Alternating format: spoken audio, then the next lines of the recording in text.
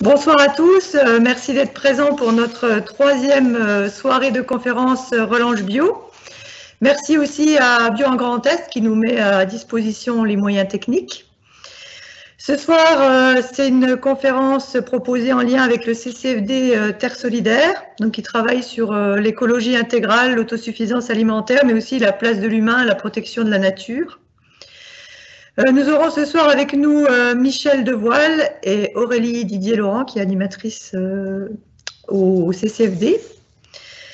Je vais donc laisser la parole à Aurélie. Oui, j'oubliais de vous dire que vous pouvez poser des questions sur le chat et que la conférence est enregistrée, donc vous pourrez la voir prochainement sur le site Relange Bio. À toi, Aurélie. Bien le bonsoir à toutes et à tous. Alors, est-ce qu'on m'entend?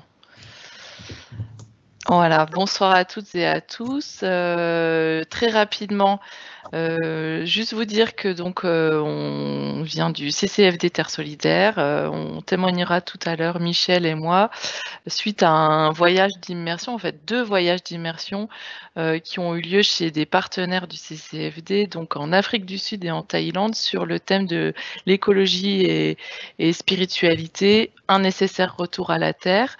Et on va prendre le temps de regarder 2 vidéos avant de témoigner. Michel pour l'Afrique du Sud et puis moi pour la Thaïlande. On vous expliquera ce qui nous a touchés, etc.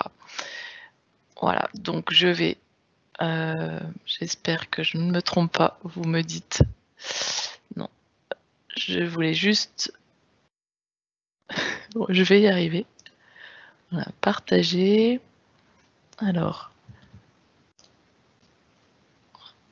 Je vais donc commencer par mettre la vidéo de Méthode Gundiza qui fait partie de la de Earth Foundation. Voilà. S'il y a un problème, vous me le dites.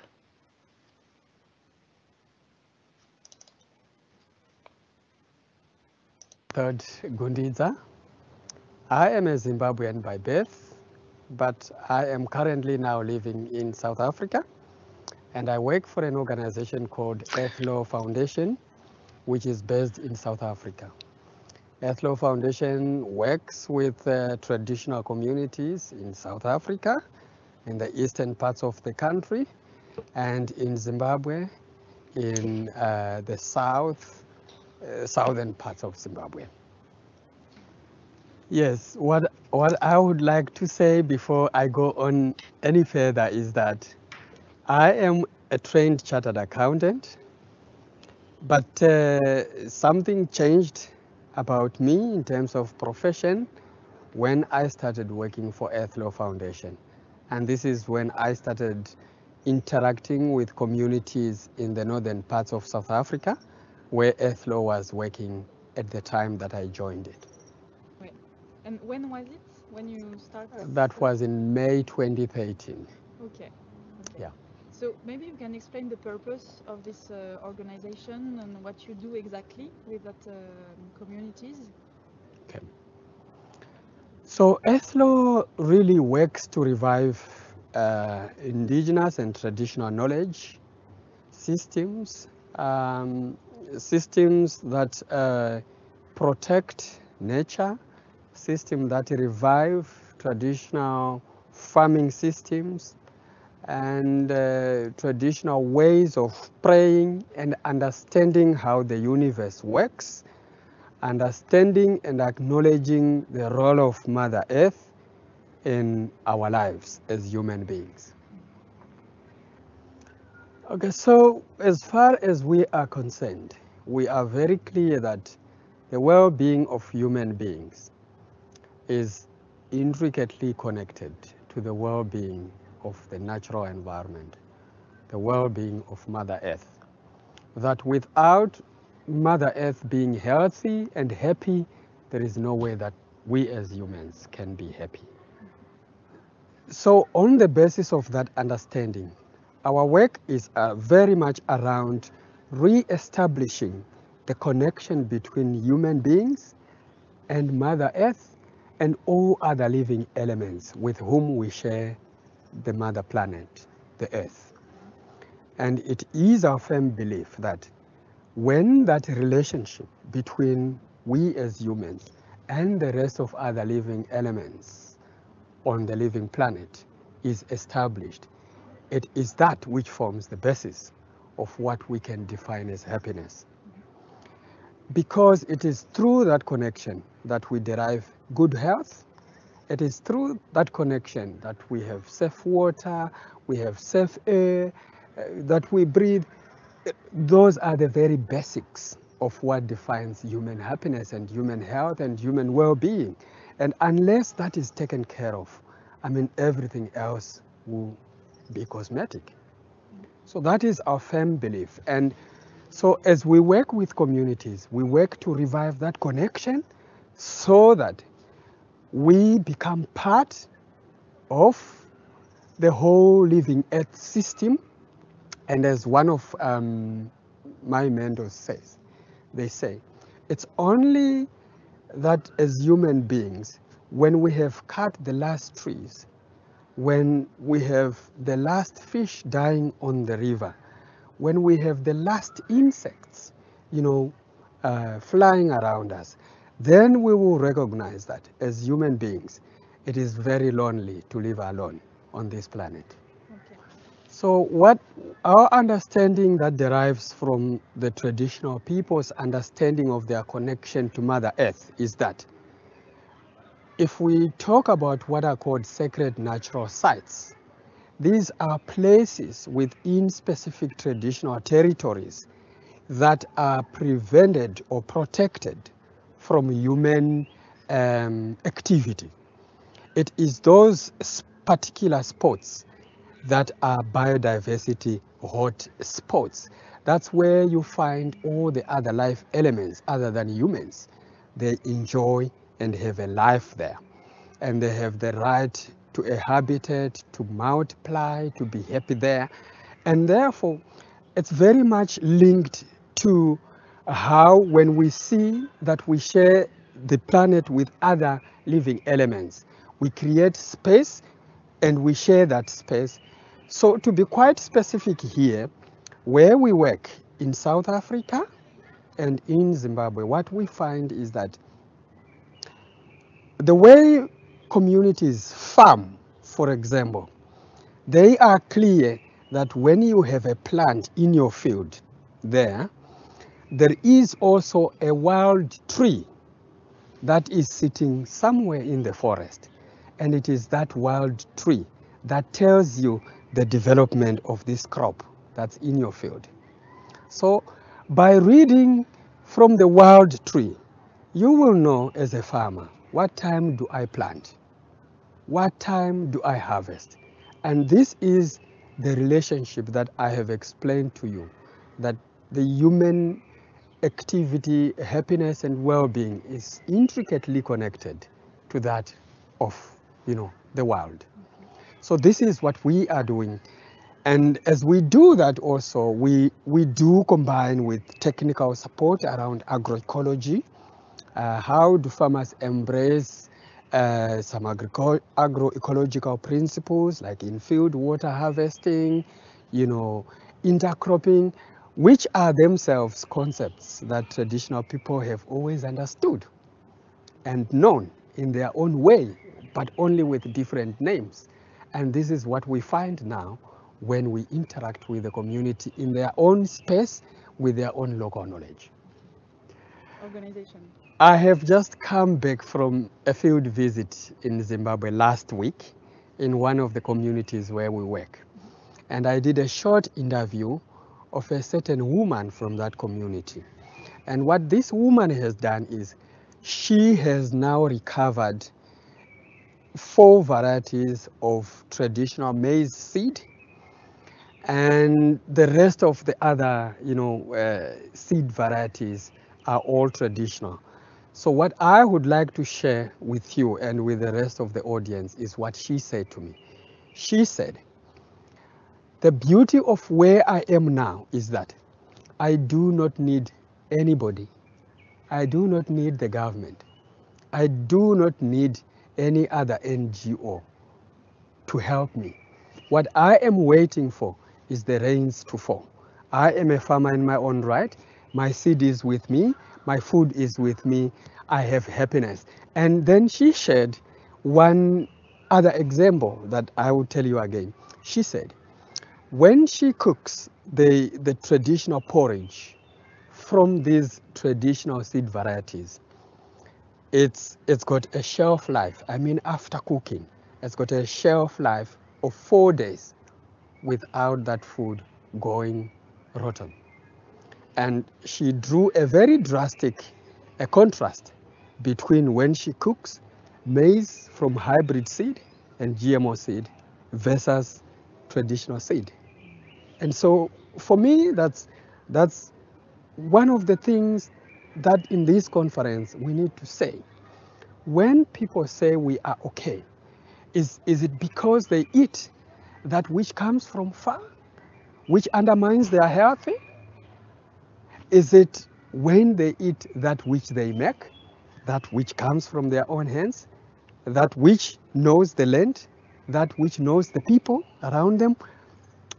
Perhaps we have to redefine what we mean by happiness. And happiness can be a universal concept. It's a concept that's specific to a community. What defines happiness in this place cannot be the same in that place.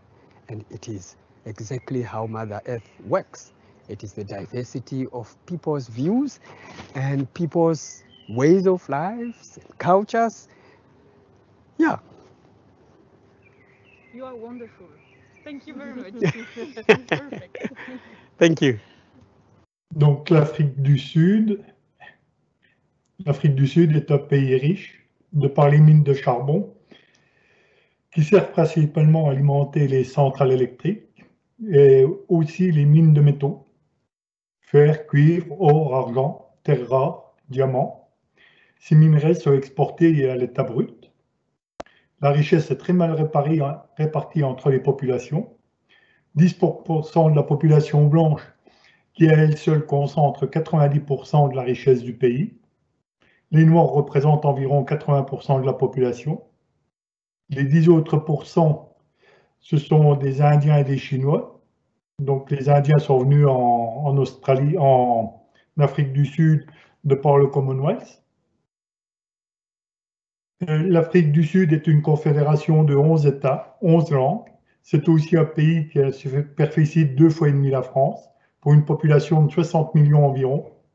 Nous sommes arrivés à Johannesburg, nous avons pris l'avion pour Jorf, au sud du pays, pour rejoindre Twennerland pour y passer la première semaine, puis revol vers Johannesburg, avant de rejoindre Elukwatini, au nord-est du pays, pour y passer la deuxième semaine.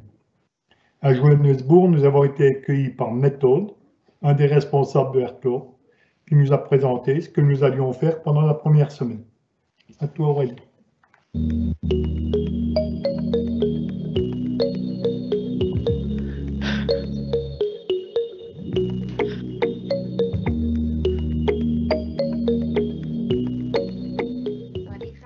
Je m'appelle Matana Paimol, je fais partie d'une nouvelle génération qui est revenue dans la communauté pour perpétuer la transmission et le savoir-faire sur l'agriculture durable.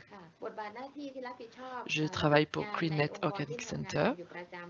Mon rôle dans la communauté est de préserver les semences locales des légumes biologiques.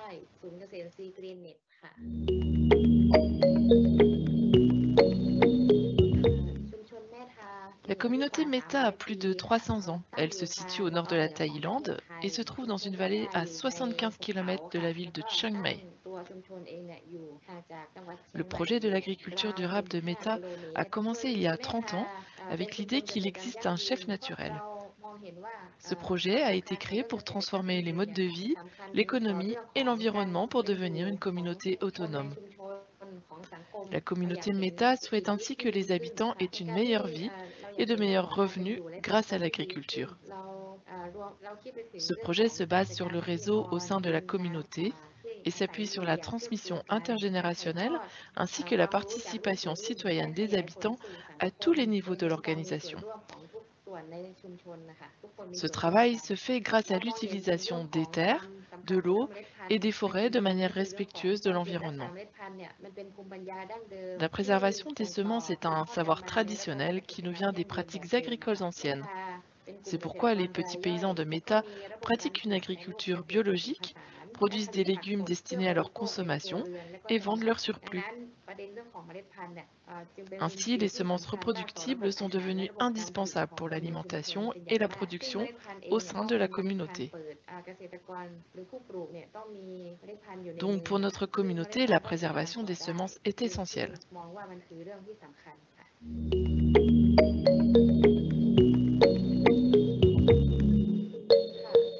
La philosophie de l'économie de l'autosuffisance à Meta a commencé au sein de ma propre famille. Mon père était le chef naturel. Face à la crise économique, après avoir eu des problèmes de santé et en voyant la terre devenir de plus en plus polluée, il a alors décidé de changer sa façon de vivre pour atteindre l'autonomie alimentaire, en appliquant la philosophie de l'économie d'autosuffisance du roi Rama IX dans sa vie quotidienne, c'est-à-dire vivre simplement, prendre soin de sa santé, respecter l'environnement comme la terre, l'eau, la forêt et transmettre cela à la société. Ce nouveau mode de vie s'est appliqué d'abord au niveau de ma famille, puis s'est élargi au niveau du groupe, de la communauté et enfin au niveau national. Aujourd'hui, la philosophie de l'économie d'autosuffisance est adoptée par 120 familles. La philosophie de l'économie de l'autosuffisance est une solution qui permet de renforcer la communauté Meta à 3 niveaux. Premièrement, pour la stabilité alimentaire, comme l'équilibre des sols et des espèces, l'accès à la propriété, consommer de saison, respecter la sagesse alimentaire et, encore plus important, respecter la sécurité alimentaire. Deuxièmement, pour la stabilité économique et sociale de la communauté, comme la réduction des coûts, l'augmentation des revenus des agriculteurs ou renforcer l'économie des ressources naturelles dans la communauté. Troisièmement, pour la stabilité de l'environnement, comme le respect de la nature avec la pratique de rites animistes gardiens des forêts, ou encore les croyances sur les forêts communautaires.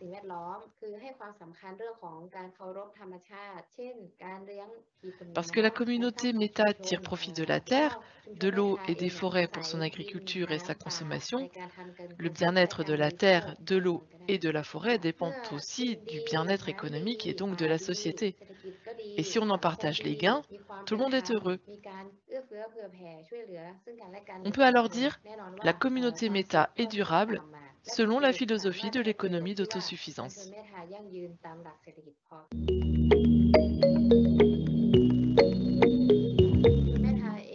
Dans la communauté Meta, l'alimentation est essentielle. Les légumes produits par les agriculteurs de Meta permettent de transmettre la sagesse, le savoir-faire des habitants et de garantir leur autonomie. L'alimentation permet de répondre aux besoins de stabilité économique, sociale et environnementale dans la communauté. Il s'agit alors de stabilité alimentaire de la communauté et de la société.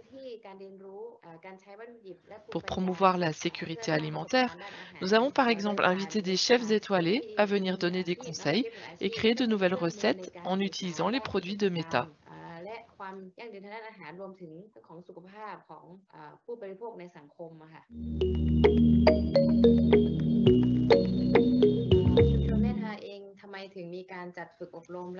Le centre de formation des paysans au sein de Meta est un puits de connaissances.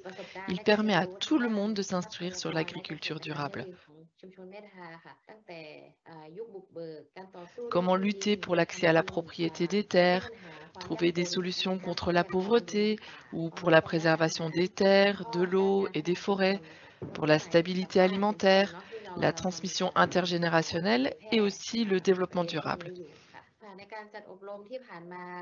C'est ainsi que les paysans de la communauté, mais aussi de l'extérieur, peuvent prendre conscience de la force des solutions qu'apporte la participation citoyenne. Pour la communauté, il est également important qu'ils apprennent par eux-mêmes, en expérimentant et pas seulement en écoutant un enseignement. L'expérience est la meilleure manière d'approfondir ses connaissances.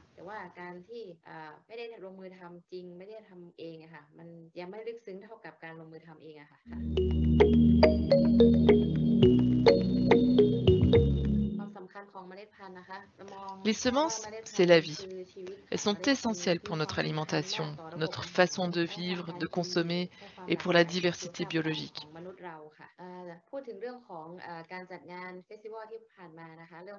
Chaque année, nous organisons le festival Good Seeds, Good Food avec le projet de Slow Food Thailand. On y parle d'alimentation locale, on présente de nouvelles recettes réalisées avec des produits locaux, des semences biologiques et sans OGM.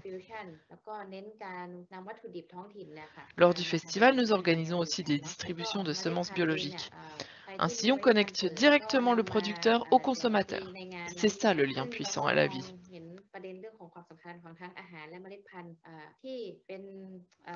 Un festival comme celui-là permet donc aux populations de prendre conscience de l'importance des produits biologiques, qui sont bons pour la santé et pour l'environnement. Il nous permet ainsi de sensibiliser les populations au sujet de la sécurité alimentaire.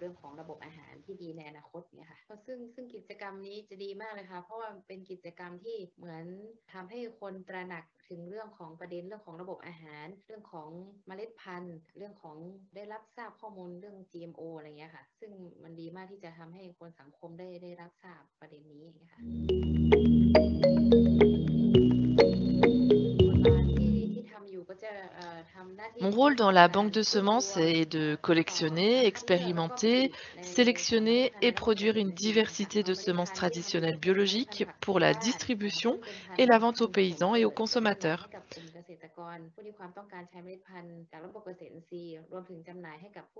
Dans la communauté, je m'occupe de la formation des paysans en partageant mon expérience sur la préservation des semences. Je travaille sous la forme de projets d'apprentissage avec des étudiants bénévoles et des paysans.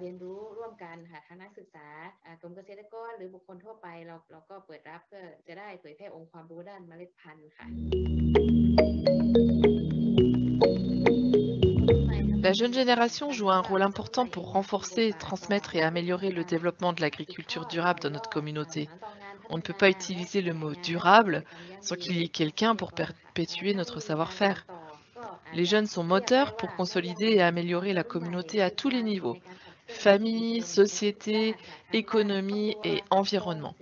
Ils peuvent ainsi faire le relais entre notre réseau et d'autres réseaux au niveau national et international. Ainsi, Meta laisse la place aux jeunes en leur permettant de transmettre leur expérience aux habitants en dehors de la communauté. Ils peuvent aussi être chefs de la communauté, membres du comité de la coopérative ou bien tester de nouvelles technologies adaptées pour le développement de la communauté.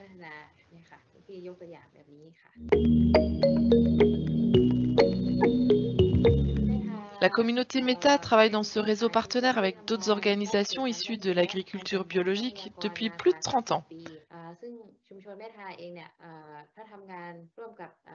Avec Towards Organic Asia, nous partageons par exemple nos expériences sur la préservation des semences biologiques au Vietnam.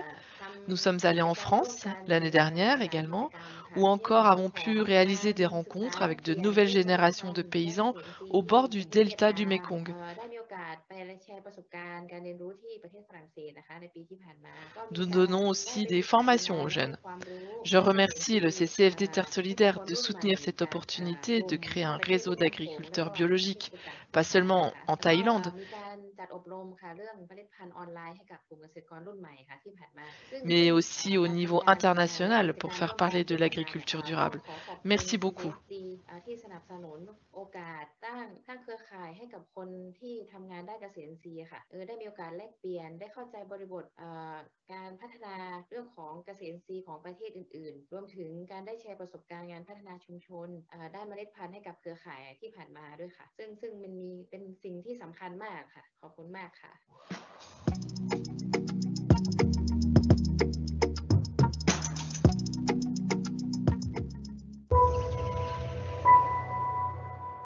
Toinerland, nous sommes accueillis par Sue et Alan, les propriétaires du lieu, qui nous expliquent qu'ils sont propriétaires de ce lieu depuis 25 ans, qu'il fait une superficie d'environ 700 hectares. Ce lieu n'est plus pâturé ni par les moutons ni par les bovins. La nature y reprend ses droits, la végétation y est luxuriante. Les animaux sont revenus naturellement, des babouins, des phacochères, des pumas, toutes sortes d'insectes, d'oiseaux, de lézards. Les constructions sont faites pour l'accueil et s'intègrent parfaitement dans le lieu.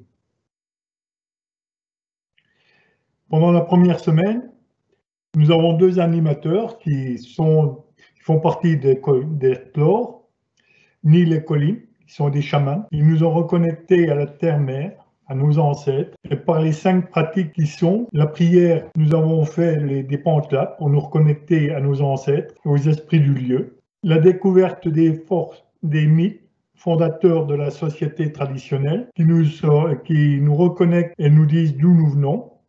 Les chants, qui sont des moyens de nous connecter au tout et aux autres.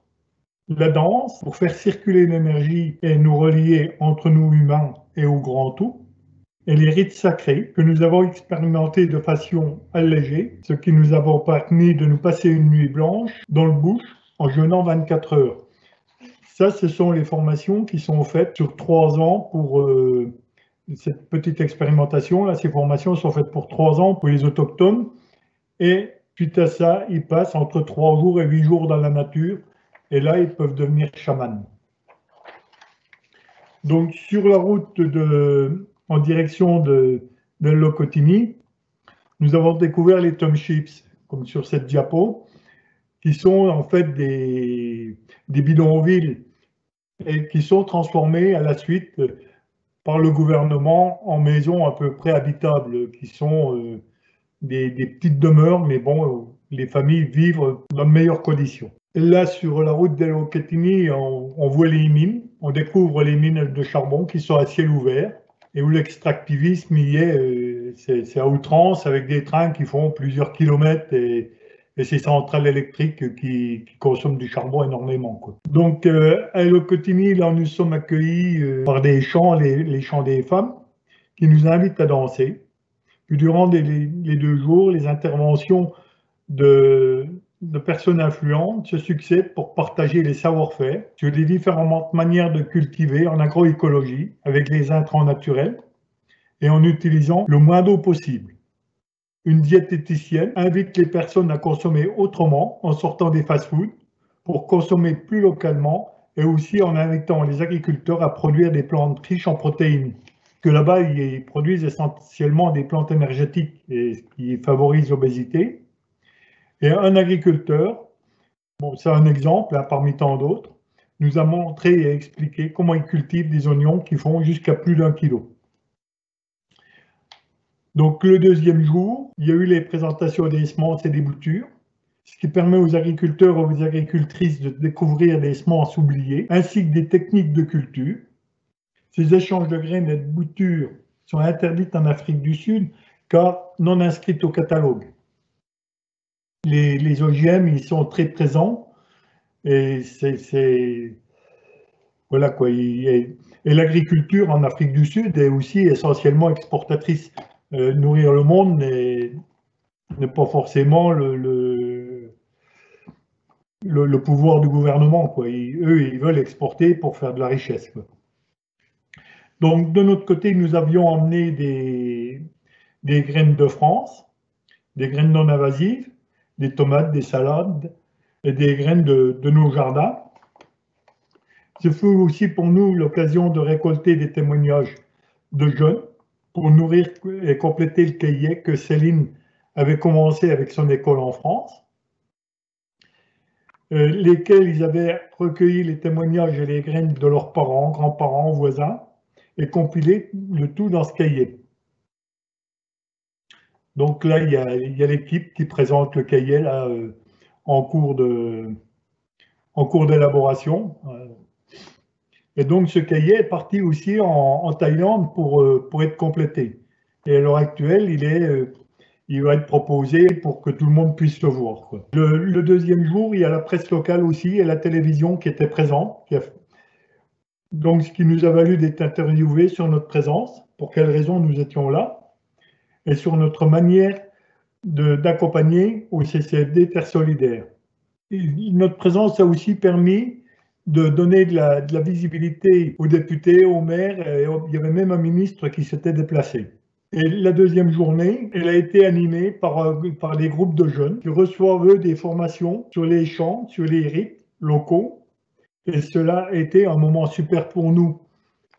Et ces jeunes-là qui reçoivent les formations, c'est les formations que nous avons eues à Toinerland, ces jeunes la reçoivent là tout au long de leur vie de jeunes et d'adolescents. Et quand ils passent à l'âge adulte, ils vont faire ce passage dans la nature où ils vont vivre plusieurs jours dans la nature. Et quand ils reviennent, ils sont adultes et donc peuvent devenir agriculteurs et intégrer la société des adultes. Voilà, merci. À toi, Aurélie. Je complète, merci Michel en tout cas pour ton témoignage. Donc moi je fais partie du second groupe qui est parti en Thaïlande en février, début mars 2020. Nous sommes rentrés le 3 mars, quelques jours avant le confinement, et on n'a vraiment pas compris ce qui nous arrivait quand on est rentré. Donc nous sommes allés à la rencontre de Matana, que vous avez vu dans la vidéo, qui fait partie de la communauté Meta. Meta, ça veut dire la terre-mère. Et en fait, c'est une communauté, quand on dit communauté, c'est en fait 6000 habitants. On a mis 13 heures de train depuis Bangkok, qui se situe au sud du pays, pour aller jusqu'au nord-ouest du pays. Donc on a passé quelques jours dans cette communauté. Ce qui est assez intéressant, c'est que tout le monde est paysan, en fait, quasiment.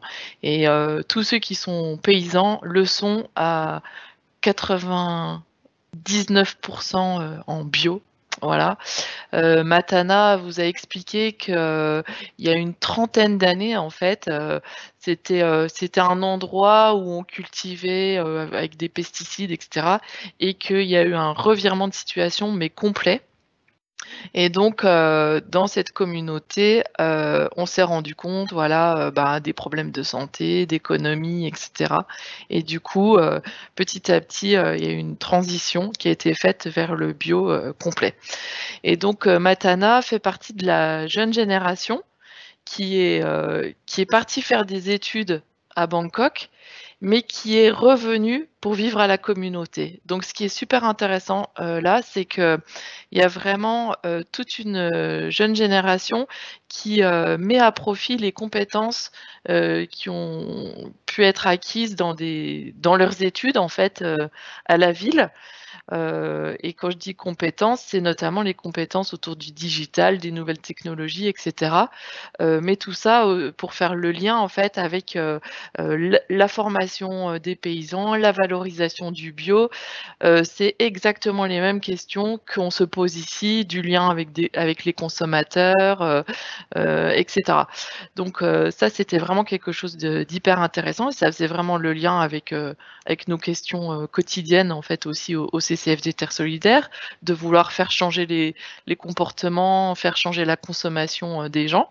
Et puis on a poussé l'expérience un petit peu plus loin, où on est allé rencontrer, en fait, une autre communauté là qui se trouve encore un petit peu plus au nord-ouest du pays, où là c'est une communauté Karen qui vit vraiment de la forêt, et qui vit à l'orée de la forêt.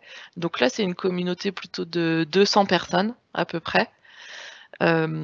Et dans cette communauté-là, on est vraiment, comment dire, là les gens vont dans la forêt pour cultiver. Ils pratiquent ce qu'on appelle l'agriculture cyclique. L'agriculture cyclique, c'est chaque 7 ans. Ça veut dire qu'ils vont utiliser une parcelle pour faire du riz, et pendant 7 ans, ils vont laisser cette parcelle ensuite vierge. Voilà. Ils ne vont pas remettre une autre culture, ils vont la laisser vierge pendant 7 ans, et seulement au bout de 7 ans, ils vont y revenir, etc. Et donc, ils font plusieurs kilomètres à pied dans la forêt pour aller, c'est ça qui est assez bluffant, c'est qu'on marche plusieurs kilomètres, et puis d'un coup, on tombe sur des cultures de riz ou d'autres cultures. Et là, on est dans une communauté en fait qui vit vraiment en harmonie avec la nature. Et ça va très très loin parce que c'est vraiment en lien avec les esprits de la forêt, les esprits de l'eau, de la nature, etc. Donc c'est des populations qui pratiquent vraiment des rites très ancrés en fait. Voilà. Et où la question là de la jeune génération est encore est compliquée parce que on a justement des jeunes qui quittent la communauté, qui vont notamment à Bangkok ou dans des grosses villes.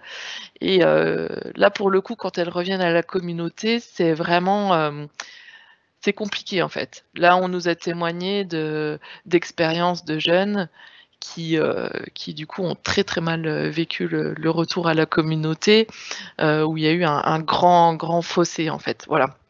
Et c'est une communauté, nous on y était, je vous dis, début 2020, où a priori l'électricité était arrivée 3 ans plus tôt. Donc c'est très très récent. Et en 3 ans, voilà, les familles ont des télés, des frigos. On voit en fait comment on peut rapidement en fait tomber dans une consommation qui petit à petit peut être néfaste en fait. C'est des questions qu'on s'est posées, où on a rencontré en fait donc des sages du village, etc. Je vais m'arrêter là parce que le temps passe très vite, mais juste vous dire que ces communautés en fait sont vraiment comment dire, là dans cette expérience qu'on vit à l'heure actuelle avec cette crise sanitaire, etc. Et qu'on redit que le confinement, ça nous permet un retour à l'essentiel. Ben, en fait, là, c'est des communautés qui vivent l'essentiel tous les jours. Ouais, je m'arrête là pour que vous puissiez poser vos questions. Oui, j'avais envie de te demander, Aurélie, est-ce que ces communautés, là, celle de Matana, par exemple, est-ce qu'elles essaiment autour d'elles, ou est-ce que, là, tu nous dis qu'il y a une autre communauté qui est dans laquelle les jeunes ont un peu de mal de se retrouver? Apparemment, chez Matana, c'était pas la même chose. Est-ce qu'il y a d'autres communautés où ça se passe bien, ou... Ouais. Alors nous, on n'a pas rencontré directement d'autres communautés que les deux dont je viens de témoigner. Mais par contre, ce que je peux vous dire, c'est que la communauté de Meta fait partie d'un réseau qui s'appelle Biotaille, et qui finalement est reconnu en fait ailleurs dans le pays. Et donc ils forment d'autres paysans ailleurs, etc. Et il y a beaucoup de jeunes aussi, même de l'étranger, qui viennent se former chez Meta. Donc après, voilà, je veux pas dire de bêtises, on n'a pas rencontré d'autres communautés, mais c'est vrai que ce qui est super intéressant, ce qu'il faut retenir avec Meta, c'est qu'ils font un gros travail sur l'intergénérationnel. Et ils ont un fonctionnement de coopérative en fait, avec une démocratie participative, etc. Et ça, c'est super intéressant. Michel peut peut-être témoigner aussi des jeunes en Afrique du Sud. On retrouve un peu aussi ce que tu dis en Afrique du Sud. Il y a des jeunes qui reviennent dans les communautés et dans ces communautés. J'ai l'exemple d'un jeune qui s'est retrouvé chef d'un clan. Alors un clan, là en Afrique du Sud, c'est pas, pour le coup, c'est pas 200 habitants. Il nous parlait de 1 voire 2 millions d'habitants. Et où le rôle de ce chef, c'est pas la loi, c'est ce qui est le traditionnel. Et là, lui, son rôle, c'est de réguler la communauté et de s'accompagner. Et lui, à 25 ans, là où il a été chef, il ne voulait pas. Et à 30 ans, il a accepté quand même. Mais là-dessus, il s'est appuyé sur les anciens pour passer chef. Et les anciens l'accompagnent dans tout ça. Et lui, on l'a vu, il était là pendant la foire aux graines, où il partage ses savoirs et où il invite tous les anciens à partager leurs savoirs. Et c'est là où ça transmet aux jeunes et c'est super intéressant. Et Ertor aussi accompagne, comme nous, des personnes qui sont en difficulté. Et donc, il y avait une communauté un groupe d'insertion qui était là aussi pour partager, eux, ce qu'ils faisaient.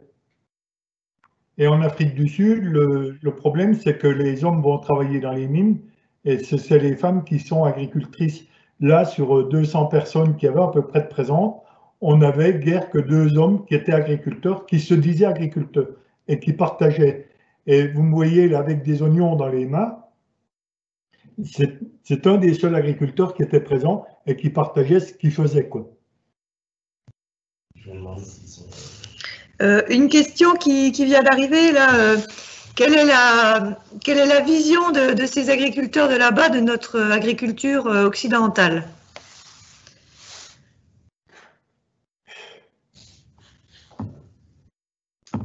En Afrique du Sud, ils l'ont dit à eux, l'agriculture occidentale, puisqu'ils ont une agriculture qui est gérée à 90% par les Blancs et qui est une agriculture d'exportation, qui sont des très grandes fermes d'élevage, de production céréalière, de fruits, et tout part à l'exportation. Le but, c'est d'exporter, de nourrir la population, c'est le cadet des soucis du gouvernement. Lui, c'est d'exporter. Et donc, ces agriculteurs-là n'ont pas forcément un très beau regard sur cette agriculture-là. Et eux, à l'heure actuelle, c'est de se nourrir. Le but de cette foire, et le but de Herto, c'est de permettre aux agriculteurs de se nourrir et d'en vivre, quoi. Il y avait une femme qui disait, maintenant que je suis agricultrice, je n'ai plus faim, ma famille n'a plus faim. Voilà l'importance. Et la communauté commence à ne plus avoir faim parce que je partage ce que je sais. C'est très fort, ça.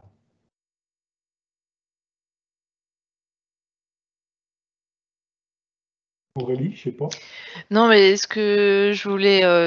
moi, j'ai pas la réponse à cette question spécifique sur leur vision. En fait, la Thaïlande, il paraît que c'est le... Enfin, c'est pas qu'il paraît, c'est sûr. C'est le plus gros exportateur de volailles au monde, en fait. Donc, si vous voulez, le modèle de l'agriculture à l'occidentale, en fait, c'est comme ce que dit Michel pour l'Afrique du Sud. En Thaïlande, c'est à gogo, en fait. Quand on est allé d'une ville à l'autre, on s'arrêtait comme ça dans des marchés pour acheter des fruits, des légumes pour grignoter sur notre route. On se disait, bah, si on achète au marché, c'est bien, mais en fait, c'est pas du tout le cas. Tout est, enfin, l'agriculture bio en Thaïlande, ça représente quasiment rien, en fait, hein. C'est peut-être même en pourcentage, c'est peut-être moins qu'en France encore. Donc, le modèle de l'agriculture à l'occidentale, comme on dit, bah, ils le connaissent largement, encore plus que nous, quoi. Ce que je voulais juste rajouter, Michel l'a évoqué, en fait, il a parlé d'un album avec des graines, voilà, qui a été travaillé d'abord par Céline. Je ne sais pas si elle est si elle est présente ce soir, si elle peut mettre un petit mot dans le chat. Donc Céline, elle est professeure des écoles à Thiéphos, dans les Vosges, et elle a fait un album avec les élèves de Thiéphos. Sur des graines françaises où les enfants ont pu interroger leurs parents, leurs grands-parents, leurs voisins, etc. pour leur transmettre une graine. Donc il y a vraiment l'importance de la transmission qui est fondamentale. Et puis cet album, il est donc parti en Afrique du Sud, il est parti en Thaïlande et on a une expo qui est en train d'être réalisée, qui sera très très belle. Je ne vais pas prendre forcément le temps de vous la partager ce soir, mais en tout cas, c'est une expo qui va s'appeler Graines d'ici et d'ailleurs. Et donc, on prévoit bien de vous la présenter à Relange Bio 2022. 2020, Merci, oui. Bah, en physique en 2022, mais à moins que vous fassiez Relange Bio. Ou même peut-être en 2021, au mois de juin, c'est encore pas complètement décidé, mais il y aura peut-être quelque chose, voilà. C'est une bonne nouvelle, ça. Il y avait encore une autre question suite à ce que tu disais par rapport à l'électricité qui s'était diffusée très rapidement. Est-ce que si des groupes comme Monsanto arrivent avec leurs semences, est-ce qu'ils ont la force de tenir ou est-ce que vous les sentez se trouver partis dans la tourmente? Moi, je peux répondre pour la Thaïlande, puis peut-être tu pourras aussi en parler pour l'Afrique du Sud, Michel. La communauté dont je parlais, là, je sens que c'est hyper fragile, en fait. Si à Meta, ça roule bien, c'est aussi parce qu'ils font partie de réseaux nationaux, voire Asie du Sud, d'Est, à plusieurs pays. La communauté indigène dont je parlais tout à l'heure, là, qui vit de la forêt, c'est très très fragile. Après, Monsanto peut venir, mais pour le coup, eux, enfin, leurs parcelles, elles sont toutes petites en fait. Je sais pas quel intérêt Monsanto aurait à mettre son nez là-dedans, j'en sais rien. Peut-être que Dédé Lasso, c'est aussi dans les participants de ce soir. Peut-être qu'il va mettre un petit mot dans le chat pour compléter, parce qu'il était avec moi en Thaïlande. Michel, je ne sais pas si tu as un avis là-dessus. Nous, pour l'Afrique du Sud, c'est un peu le même problème. De toute façon, Monsanto est présent de toute façon en Afrique du Sud, puisque ils sont sur les grandes parcelles qui sont cultivées par les agriculteurs blancs. Mais à Erclore, le but, c'est de cultiver en bio et de montrer que la nourriture des aliments bio, elle est saine, elle se conserve. J'avais vu un reportage, un témoignage d'une femme, quand elle dit « je prends du maïs conventionnel que je cuisine, il pourrit tout de suite, alors que si je prends du maïs traditionnel, il va se conserver 3, 4, 5, 6 jours. Il se garde dans le temps, même cuisiné, quoi. Il ne pourrit pas vite. La matière se garde, quoi. Et c'est ça qui est intéressant de voir. Et au niveau d'Erclore, Erclore ne travaille pas que sur l'Afrique du Sud, il travaille aussi sur le sud du Zimbabwe, puisque comme méthode nous le dit, elle travaille aussi avec d'autres pays limitrophes avec l'Afrique du Sud. Elle forme les agriculteurs sur toute cette zone d'Afrique australe. Et donc, ça fait quand même un gros réseau qui continue à travailler sur le bio, quoi. C'est ça qui est intéressant de voir. Et forme les communautés pour travailler comme ça, quoi. Il y a une question, là, vous avez parlé des chefs étoilés qui vous avaient donné des recettes. Donc, il y a Zabeth qui demande si vous avez gardé des recettes à nous communiquer. Les recettes thaïlandaises. Du milieu céréal. Ouais, ils nous ont transmis quelques recettes, mais c'est des choses hyper classiques que vous pouvez trouver sur Internet. C'est pas... non. Par contre, nous, on leur a filé des recettes françaises. Ça les intéressait à fond. Parce que là où on était dans la communauté, il y a ce qu'ils appellent comme une cafétéria. En fait, c'est un petit restaurant où du coup, ils font que de la cuisine à partir de leur production. Et donc bio. Et du coup, on leur a donné une recette très basique pour vous, mais qui ne l'est pas forcément pour les Thaïlandais. C'est la recette des crêpes. Voilà. Et on a même fait des crêpes flambées. Alors, avec de la mirabelle, parce qu'on a amené de la mirabelle, mais on a testé aussi avec de l'alcool de riz, et ça marche super bien. Voilà. Alors, encore une question sur Michel a fait une allusion au rapport homme-femme par rapport au travail. Qu'est-ce qu'on peut dire sur l'égalité ou l'inégalité homme-femme en Afrique du Sud?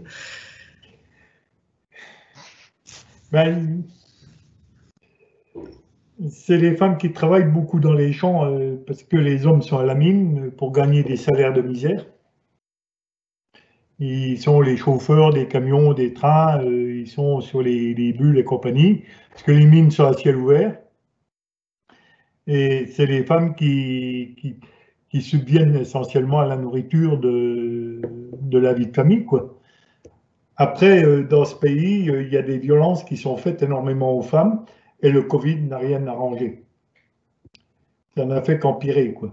Et Erclore lutte contre ça aussi et met en avant les femmes pour tout le travail et le savoir traditionnel qu'elles détiennent. Parce qu'en Afrique du Sud, en Afrique en général, ce sont les femmes qui détiennent ce savoir sur l'agriculture. Et aussi le savoir sur les plantes médicinales qui permettent de soigner sans intervention des tobiques, quoi, ou de notre médecine moderne. Et Aurélie, toi en Thaïlande, la place des femmes peut-être? Ben, après, il faut se dire qu'on ne peut pas faire de généralité. Que moi, je peux parler de ce que j'ai vu à l'endroit où j'étais, le contexte dans lequel j'étais.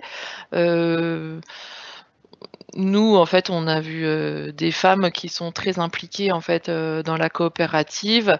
Je peux pas dire, je peux pas faire de constat pour tout le pays en fait pour la Thaïlande. Après, ben, ce que je peux juste vous dire, c'est que vous avez peut-être entendu parler du roi de Thaïlande qui se promène avec son harem de plus de 20 femmes, qui est venu se confiner en Allemagne, je crois, ou en Suisse, je ne sais plus, mais bon, bref, que c'est pas forcément un exemple.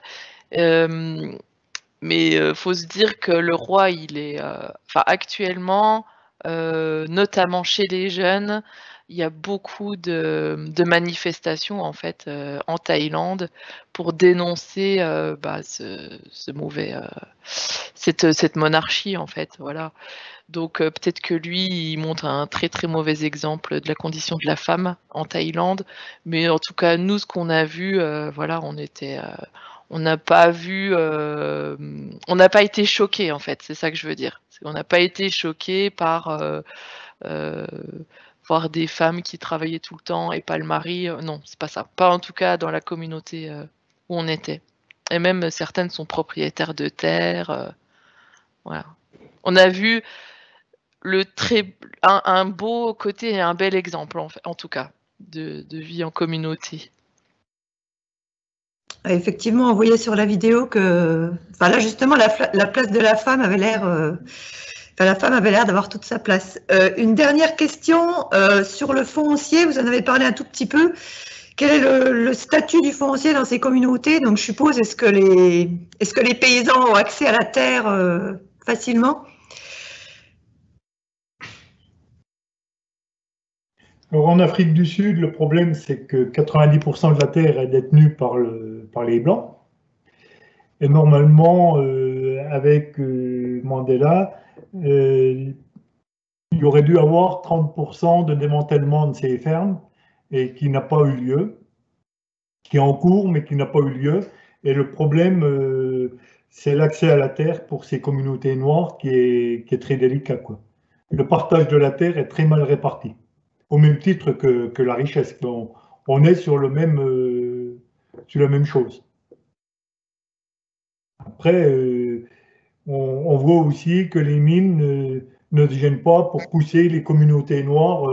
Ils poussent les talus des mines pour prendre le charbon, pour prendre le minerai, et ils les écrasent littéralement. Les maisons sont enfouies dans les remblais, quoi. Ils ne se gênent pas, quoi. Et ils sont soutenus par le gouvernement, donc c'est pas un problème. C'est jamais qu'un noir qui s'en va, quoi. Grosso modo, on pourrait traduire ça, quoi. C'est les mines qui rapportent, donc c'est elles qui prennent la place, en fait. Voilà. Et Aurélie, en Thaïlande? C'est l'extractivisme à outrance. Alors en Thaïlande, enfin en tout cas là où on était, de ce que je me souviens, c'est que donc les terres sont mises à disposition par l'État et du coup, il faut que les communautés prouvent de la bonne utilisation des terres. C'est-à-dire que elles ne peuvent pas, par exemple, il faut qu'elles justifient que, par exemple, il y a pas un hôtel qui est en train de se construire sur une terre mise à disposition par l'État. Ça, c'est ce que j'avais noté. Et puis après, il y a,